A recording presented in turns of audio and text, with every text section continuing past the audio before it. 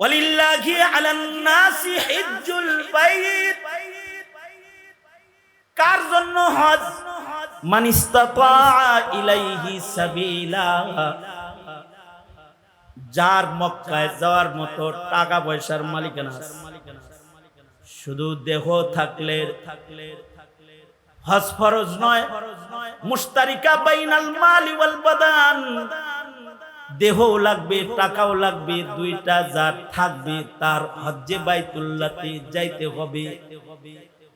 যদি ইচ্ছা কইরা কোনো পয়সাওয়ালা সুস্থ মানুষ হজে না যায়, নবী বলে ফালিয়ামুত ইনশাআ নাসরানিয়ান ইনশাআ ইহুদিয়ান ওয়া ইনশাআ নাসরানিয়ান, সে ইহুদি হয়ে মরুক অথবা নাসারা হয়ে মরুক, আমার কিছু আসে যায় না। ছেলে মেয়ে বিয়া দেওয়া হইতেছে না, এই কারণে হজে যায় না। ওর ইমানের খাতরা, নবী কয় ও ইহুদি হয়ে মরুক নাসারা হয়ে মরুক, আমার কিছু আসে যায় না। মাল আছে, শক্তি আছে, হজে যাইতে হইব, ফরজ। জীবনে একবার হজ্জে বাইতুল্লাহ ফরজ করেছে, ওইটার মৌসুম চলছে।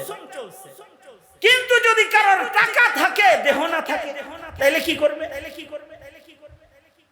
টাকা আছে দুই চোখ নাই, টাকা আছে দুই পাও নাই, এর মতো অচল লোকের হজে যাওয়ার দরকার নাই।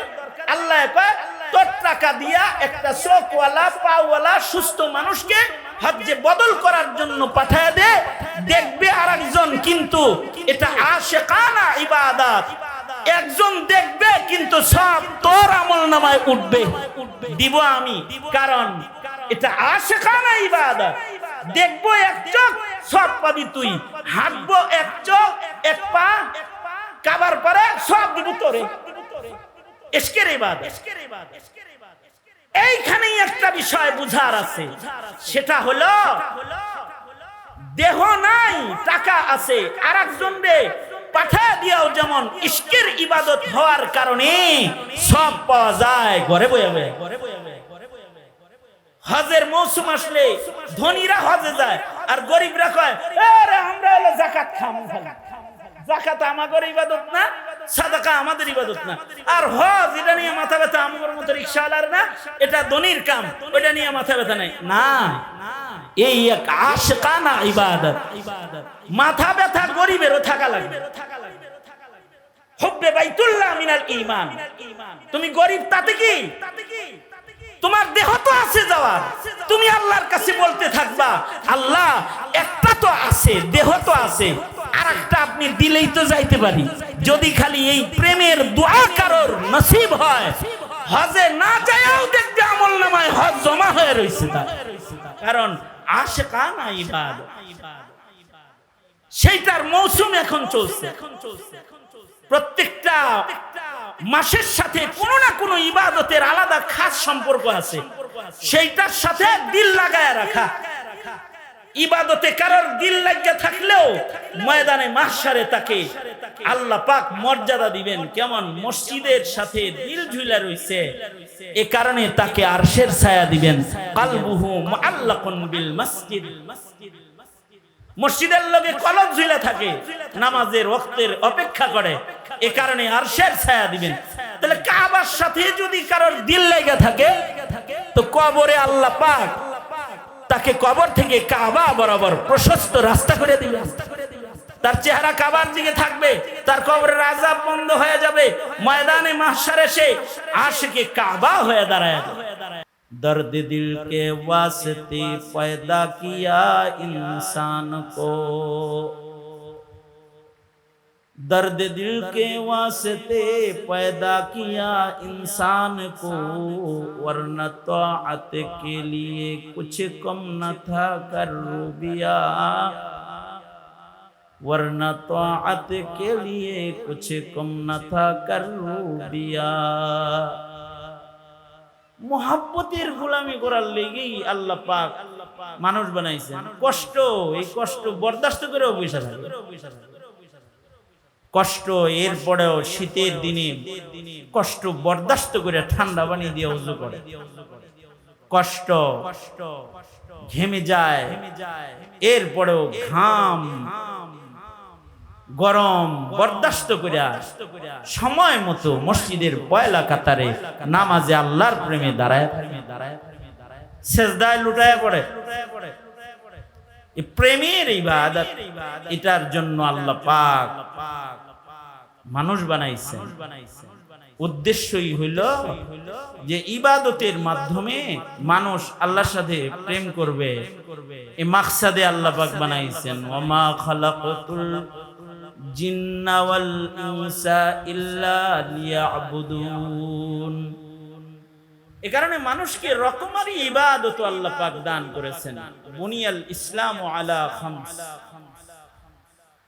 ইসলামের পঞ্চ স্তম্ভ, এর ভিতরে একটা হলো ঈমান, এরপরে চারটা হলো ইবাদত, ফরজ ইবাদত। মৌলিক ভাবে যত ইবাদত মানুষ করে সব ইবাদত গুলা দুই প্রকার। মৌলিক ভাবে একটা ইবাদত হলো ইবাদতে বদানি, আর একটা ইবাদত হলো ইবাদতে মালি। মানুষ বদন দিয়া মুজাহাদা কইরা শারীরিক শক্তি খরচ কইরা আল্লাহর ভালোবাসা প্রকাশ করে। ইবাদতে বদানি, ইবাদতে বদানির ভেতরে মৌলিক বড় দুটি ফরজ ইবাদত হলো, একটা হলো নামাজ। মানুষ দেহ খরচ করে দৈহিক ইবাদত নামাজ পড়বে। বালেগ বালেগা নারী পুরুষ সবাই নামাজ পড়বে, ধনী হোক গরিব হোক। বদনি ইবাদত, শারীরিক ইবাদত। আজব আল্লাহ পাকের বিধান। ইবাদতটা যেহেতু বদনি, এ কারণে কাইফিয়াতে ইবাদত এটা বদনের অবস্থার উপরেই নির্ভরশীল। কারোর শরীর যদি শক্তি ভালো হয় তাহলে সে দাঁড়ায় পড়বো, মসজিদে যায় পয়লা কাতারে তাকবীরে উলার লগে পড়বো, জামাতের সাথে পড়বে। কিন্তু যদি অসুস্থ হয় তাহলে তারে কয় তুমি ঘরেও পড়ো। অসুস্থ তাহলে ঘরে পড়ো, যাইতে পারতেছ না মসজিদে, ওজোর আছে তাহলে ঘরে পড়তে পারবা। ওজোর নাই, খামোখা অলসতা করে ঘরে পড়বা, সমস্যা। আল্লাহ তাআলার কাছে এটা অপছন্দ। দাঁড়িয়ে পড়বা, রুকু সেজদা দিয়া পড়বা। শক্তি আছে, রুকু সেজদা কওমা জলসা দাঁড়িয়ে সুন্দর করে নামাজ পড়ো। ইবাদতটা যেহেতু বদনি, শারীরিক, যদি কারোর শরীর কমজোর হয় যে দাঁড়াইতে সে অক্ষম, তাহলে ইসলাম বলে ফাসাল্লি কাঈদান, তাহলে তোমার জন্য অনুমতি আছে তুমি বইসা পড়ো। শরীর যদি বসার উপযুক্ত না হয় যে তোমার শুয়ে থাকতে হয়, ইবাদত তোমার মাপ নাই। ফাসাল্লি ইমান, ইশারায় ইশারায় শুয়ে শুয়ে পড়ো। আজব আল্লাহ পাকের নিয়ম। কারণ সুস্থতা অসুস্থতার মালিক আল্লাহ। আল্লাহ যাকে সুস্থ রাখে সে সুস্থ থাকে, আল্লাহ যাকে সবল বানায় সে সবল রয়, আল্লাহ যাকে দুর্বল বানায় দেয় সে দুর্বল হয়, আল্লাহ যারে অসুস্থ বানায় দেয় সে অসুস্থ হয়ে বিছানায় শুয়ে রয়। এ কারণে সব দেওয়ার সময় অসুস্থরে সুস্থের মতনই দেয়। বিছনায় শুয়ে শুয়ে ইশারায় নামাজ পড়লেও রব্বুল আলামিন সুস্থ বদনে মসজিদের পয়লা রাকাতে পয়লা কাতারে দাঁড়ায়া তাকবীরে উলার নামাজ পড়ে যে সওয়াব পেয়েছে, অসুস্থ বদনে ইশারা কইরা নামাজ পড়ে ঘরের ভেতরে, রব্বুল আলামিন তাকে মসজিদের পয়লা কাতারের তাকবীরে উলার সওয়াব তার গোলামকে আল্লাহ পাক দিয়ে দেয়। কারণ ইবাদতটা হলো বদনি ইবাদত। বদন দুর্বল তো তুমি ঘরে পড়েও সবলের সওয়াব পেয়ে যাইবা, কিন্তু মাপ নাই, করতে দিব ইবাদতে বদনি। রোজা ইবাদতে বদনি, বদন দিয়া রাখতে হয়। তবে নামাজ আর রোজার ভেতরে আলাদা আরেকটা রুহানি জিনিস আছে, সেটা হলো নামাজ হলো জালালি ইবাদত আর রোজা হলো জামালি ইবাদত। নামাজ জালালি ইবাদত। এই এদিকে তাকা বেটা,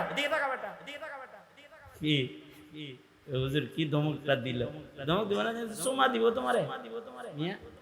এদিকে তাকাও, কথা বলতে কষ্ট না? আমারও তো ব্যস্ততা আছে, আমি কথা বলতেছি কি থোড়াই? যে কয়জন বসে আছে এদিকে খেয়াল করবে।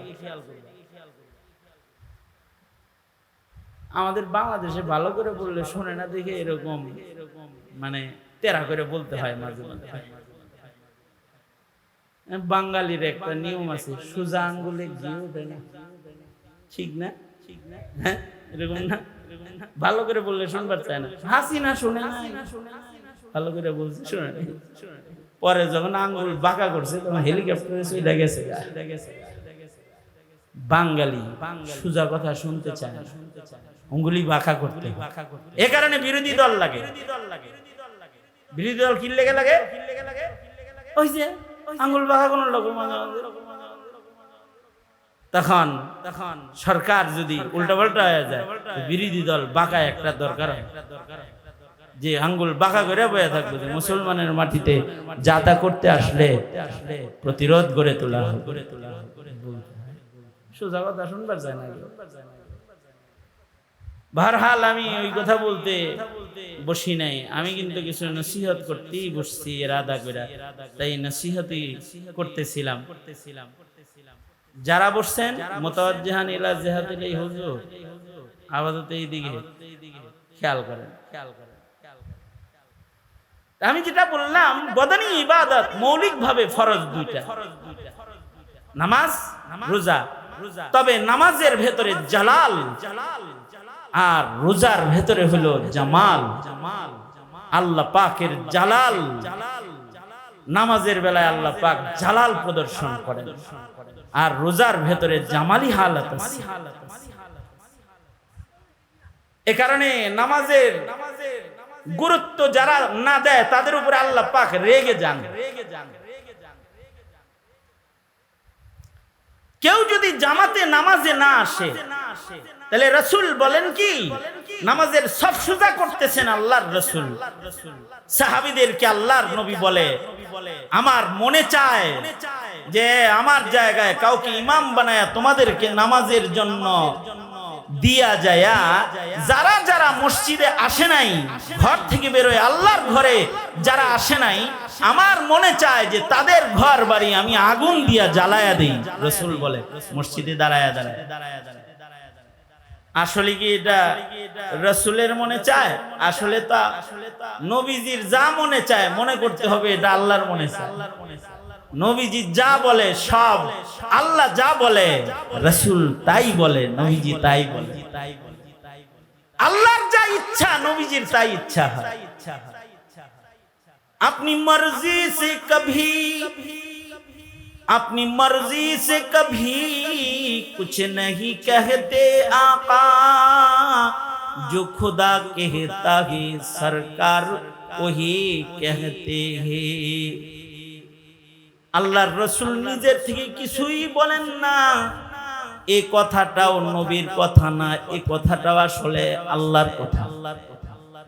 অর্থাৎ যারা আল্লাহর ঘরে আল্লাহর কদমে সেজদা দিতে না আসে, রাসূলের মনে চায় তাদের ঘর বাড়ি জ্বালায়া দিতে।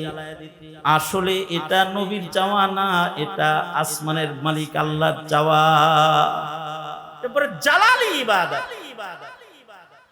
কেউ যদি রুকু সেজদা কওমা জলসা সুন্নত তরিকায় না করে, নবীর তরিকায় না করে, সাল্লু কামা রাআইতুমুনি উসাল্লি, নবী যেমনি নামাজ পড়ে ওইভাবে যদি কেউ নামাজ না পড়ে, তাইলে আল্লাহ পাক এমন অচল নামাজকে গোলাম বান্দার চেহারায় ছুঁড়ে মারবে যে তোর এরকম বিকলাঙ্গ বিভৎস ইবাদত নামাজ আমার লাগবে না, নিয়ে যা। এমনকি নামাজের ভেতরে যদি কেউ নিজের দিলকে হাজির না রাখে, তাইলেও লা সালাতা ইল্লা বিহুজুরিল কলব, হুজুরি কালাব ছাড়া ইবাদত করলে ওই ইবাদত আল্লাহ পাক গ্রহণ করেন।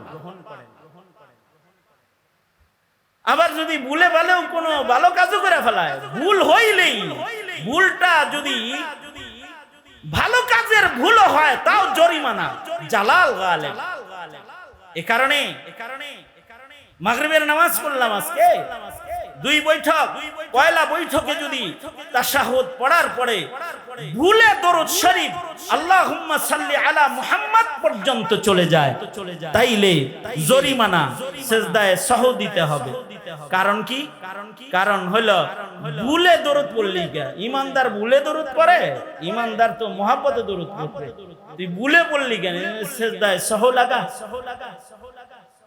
আবার দুইটা সেজদা দিবি, ফের তাশাহুদ পড়বি, দরুদ শরীফ পড়বি, দোয়া মাসুরা পড়বি, এরপরে নামাজ শেষ করবি। জরিমানা, জালালি ইবাদত। এক ওয়াক্ত যদি ইচ্ছা করে কেউ নামাজ না পড়ে ফাকাদ কাফার, সে ইমাম আহমদ বিন হাম্বলের ফতোয়া হলো সে মুরতাদ হয়ে যায়, ফিরা কালেমা পড়ে মুসলমান হইতে।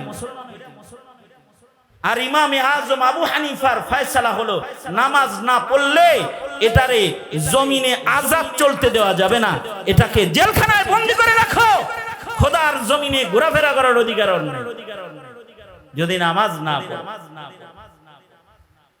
এই সকল বিধানগুলোকে, এই সকল বর্ণনাগুলোকে এক জায়গায় করলে প্রত্যেকটা অভিভাবক সে বাইর করতে পারবে তার ঘরে সে কয়টা মুরতাদ পালে।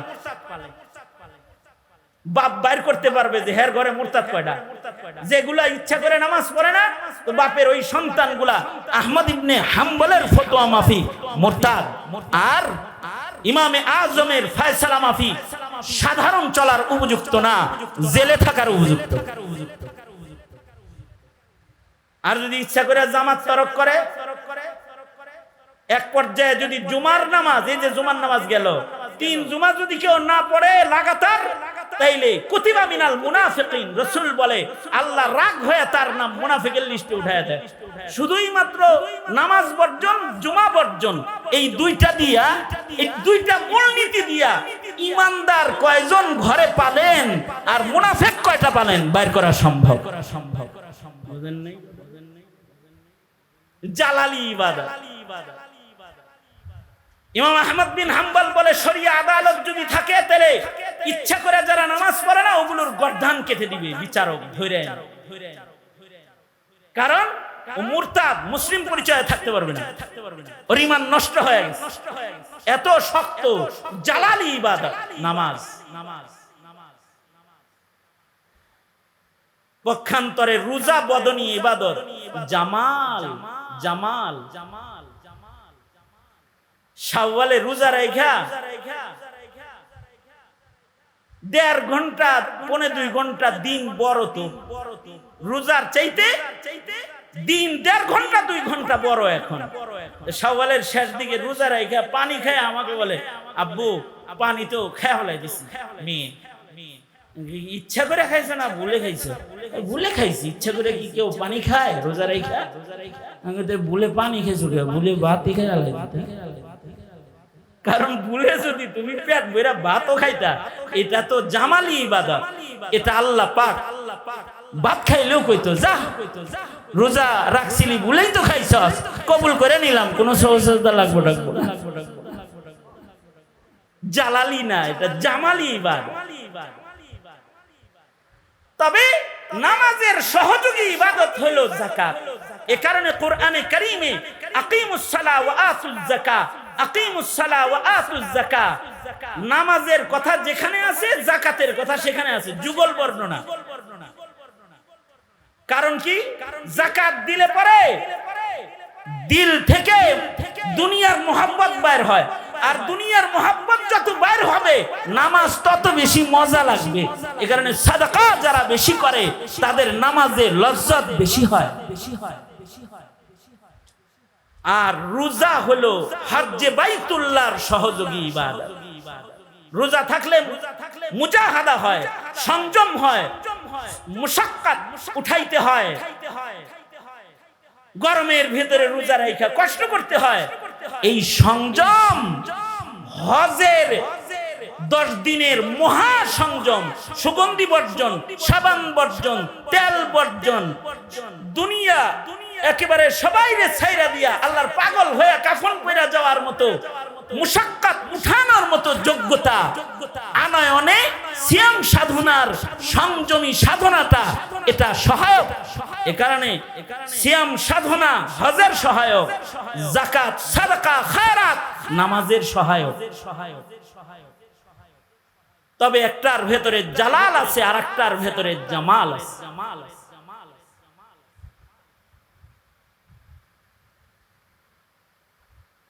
আর একটা ইবাদত হলো মুশতারিকা বাইনাল মাল ওয়াল বাদান, যেইটার মৌসুম এখন চলছে, হজের মৌসুম। এটা দেহ এবং মাল দুইটা দিয়া মুরাক্কাব, বদনের শক্তিও লাগবে, পাতিবত্যও লাগবে। ওয়ালিল্লাহি আলান নাসি হিজ্জুল বাইত, কার জন্য হজ? মান ইসতাতা ইলাইহি সাবিলা,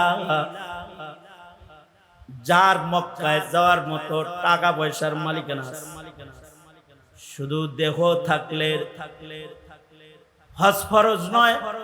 মুশতারিকা বাইনাল মালি ওয়াল বাদান, দেহও লাগবে টাকাও লাগবে, দুইটা যার থাকবে তার হজ্জে বাইতুল্লাহতে যাইতে হবে। যদি ইচ্ছা কইরা কোনো পয়সাওয়ালা সুস্থ মানুষ হজে না যায়, নবী বলে ফালিয়ামুত ইনশাআ নাসরানিয়ান ইনশাআ ইহুদিয়ান ওয়া ইনশাআ নাসরানিয়ান, সে ইহুদি হয়ে মরুক অথবা নাসারা হয়ে মরুক, আমার কিছু আসে যায় না। ছেলে মেয়ে বিয়া দেওয়া হইতেছে না, এই কারণে হজে যায় না। ওর ইমানের খাতরা, নবী কয় ও ইহুদি হয়ে মরুক নাসারা হয়ে মরুক, আমার কিছু আসে যায় না। মাল আছে, শক্তি আছে, হজে যাইতে হইব, ফরজ। জীবনে একবার, জীবনে একবার হজ্জে বাইতুল্লাহ ফরজ করেছে, ওইটার মৌসুম চলছে। কিন্তু যদি কারোর টাকা থাকে দেহ না থাকে, তাহলে কি করবে? টাকা আছে দুই চোখ নাই, টাকা আছে দুই পাও নাই, এর মতো অচল লোকের হজে যাওয়ার দরকার নাই। আল্লাহ কয় তোর টাকা দিয়া একটা চোখওয়ালা পাওয়ালা সুস্থ মানুষকে হজ্জে বদল করার জন্য পাঠায় দে, দেখবে আরেকজন, কিন্তু এটা আশিকানা ইবাদত। একজন দেখবে কিন্তু সব তোর আমলনামায় উঠবে, দিব আমি, কারণ এটা আশিকানা ইবাদত। দেখবো এক চোখ, সব পাবি তুই। হাঁটবো এক চোখ এক পা, কাবার পরে সব দিব তোরে। ইশকের ইবাদত। এইখানেই একটা বিষয় বুঝার আছে, সেটা হলো দেহ নাই টাকা আছে, আরেকজন রে পাঠায় দিয়াও যেমন ইশকের ইবাদত হওয়ার কারণে সব পাওয়া যায় ঘরে বয়ে বয়ে। হজের মৌসুম আসলে ধনীরা হজে যায় আর গরিবরা কয় আরে আমরা হলো যাকাত খামু। যাকাত আমাদের ইবাদত না, সাদাকা আমাদের ইবাদত না। আর হজ এটা নিয়ে মাথা ব্যথা আমার মতো রিকশাওয়ালার না, এটা ধনীর কাম, ওটা নিয়ে মাথা ব্যথা নাই। না, এই এক আশিকানা ইবাদত। মাথা ব্যথা গরিবেরও থাকা লাগবে। হুব্বে বাইতুল্লাহ মিনাল ঈমান। তুমি গরিব তাতে কি? তোমার দেহ তো আছে যাওয়ার, তুমি আল্লাহর কাছে বলতে থাকবা আল্লাহ একটা তো আছে, দেহ তো আছে, আরেকটা আপনি দিলেই তো যাইতে পারি। যদি খালি এই প্রেমের দোয়া কারোর নসিব হয়, হজে না যায়ও দেখবে আমলনামায় হজ জমা হয়ে রয়েছে তার, কারণ আশিকানা ইবাদত। সেইটার মৌসুম এখন চলছে। প্রত্যেকটা মাসের সাথে কোনো না কোনো ইবাদতের আলাদা খাস সম্পর্ক আছে, সেইটার সাথে দিল লাগায় রাখা। ইবাদতে কারোর দিল লাগিয়ে থাকলেও ময়দানে মাহশারে তাকে আল্লাহ পাক মর্যাদা দিবেন। কেমন? মসজিদের সাথে দিল ঝুলা রইছে, এ কারণে তাকে আরশের ছায়া দিবেন। কালবুহু মুআল্লাকুন বিল মসজিদ। মসজিদের লগে কলব ঝুলা থাকে, নামাজের ওয়াক্তের অপেক্ষা করে, এ কারণে আরশের ছায়া দিবেন। তাহলে কাবা কাবার সাথে যদি কারোর দিল লেগে থাকে তো কবরে আল্লাহ পাক তাকে কবর থেকে কাবা বরাবর প্রশস্ত রাস্তা করে দিবেন। তার চেহারা কাবার দিকে থাকবে, তার কবরের আযাব বন্ধ হয়ে যাবে, ময়দানে মাহশারে সে আশিকে কাবা হয়ে দাঁড়ায় যাবে। ইশক ইশক ইশক ইশক কামটাই হলো ইবাদতের পেছে পুছে ইশকের বাজারে ঘোরাফেরা করা। যেমন হুজাইফির উসিলায় এখানে এখন একটা ইশকের বাজার, কোরআনের ইশক, কোরআনের মুহাব্বত ঈমান,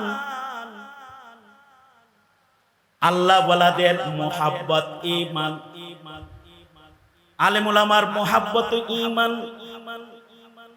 আলেমরা বসে আছি ইশকের বাজার, কারোর দিলের ভেতরে যদি এই ইশক আইসা যায়, নবী পাই নাই নায়েবে নবী পাইছি বসে। যদি এই ইশক মুহাব্বত কারোর ভেতরে আইসা যায়, আলেম প্রেম, নবী প্রেম, আলেমের সাথে প্রেম করা, নায়েবে নবীর লগে প্রেম করা। রাসূল বলেন কেউ আলেম দেখলা সে আমায় দেখলা, আলেমের সাথে মুসাফা করলা আমার সাথে মুসাফা করলা, আলেমের মজলিসে বসলা আমার মজলিসে বসলা। ফজলুল আলিমি আলাল আবিদি কাফজলি আলা আদনাকুম। আলেম তো অটোমেটিক কোন জঙ্গলে গজায় না, আলেম বানাইবারও একটা জায়গা আছে। ধন্যবাদ হুজাইফাকে যে সে এই গুরুস্থানের পাশে একটা পুরানা মাদ্রাসা, যে মাদ্রাসা দীর্ঘদিন আগাইতেছে না, এইটাকে একটু মেরামত করার জন্য, এখান থেকে হাফেজ বের করার জন্য, এখান থেকে আলেম বের করার জন্য এই কবরস্থানের পাশে এই জারিয়ার এই মার্কাজ